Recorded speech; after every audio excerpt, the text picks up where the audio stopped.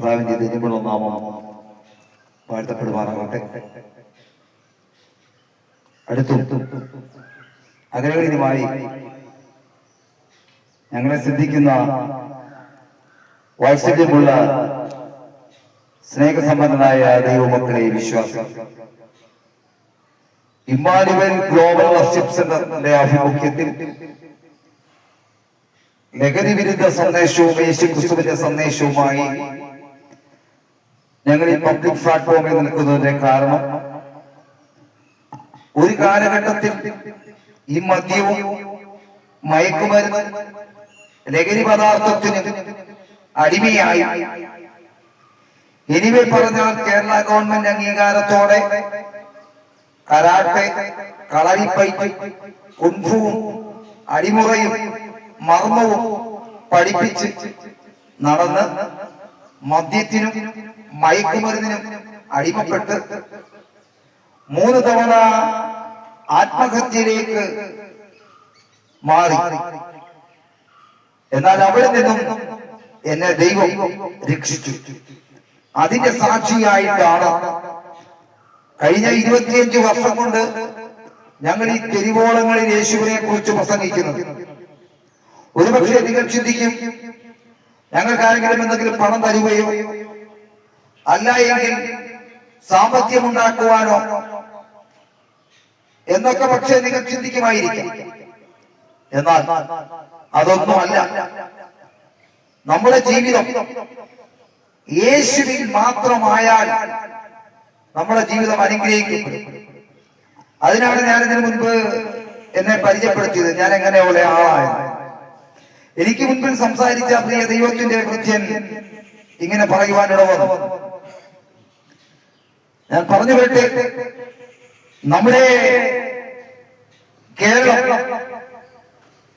ദൈവത്തിന്റെ സ്വന്തം നാടെന്ന് വിശേഷിപ്പിക്കുന്ന നമ്മുടെ കേരളത്തെ നോക്കി ഒരു മഹാൻ പാദം ചവിട്ടിയിട്ട് പറഞ്ഞു, കേരളം പ്രാധാന്യമെന്ന്. സ്വാമി വിവേകാനന്ദൻ പറഞ്ഞു, കേരളം പ്രാധാന്യമെന്ന്. ഇവിടെ ഈ ലഹരി പദാർത്ഥങ്ങളും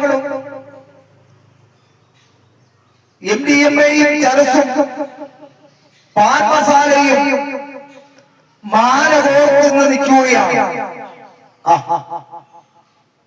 എവിടെയാണ് സ്വസ്ഥതയുണ്ടോ? എവിടെയാണ് സമാധാനമുണ്ടോ? ഇല്ല.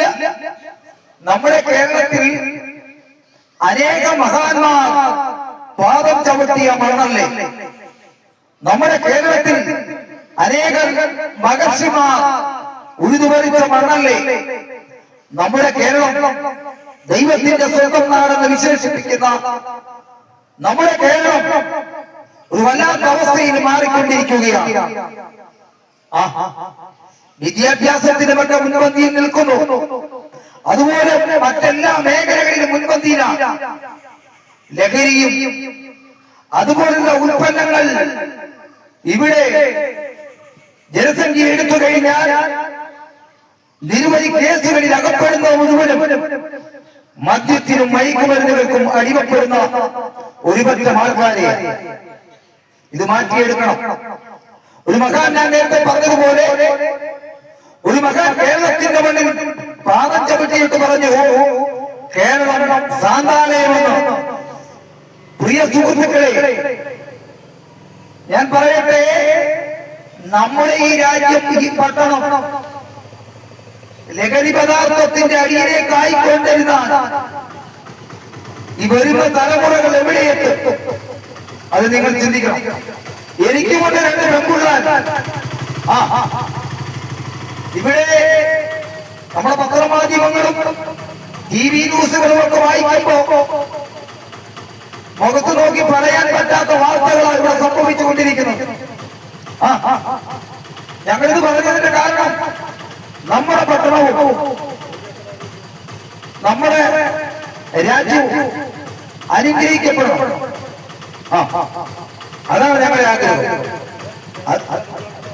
അതുകൊണ്ട് ദൈവം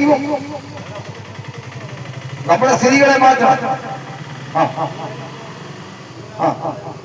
അതുകൊണ്ട് ഞാൻ പറയാം, എനിക്ക് ഈ കളരി കരാട്ടയൊക്കെ പഠിപ്പിച്ച് രാഷ്ട്രീയ മേഖലയിലൊക്കെ നിന്ന് പ്രസംഗിച്ചിട്ട് തകർന്ന തരി.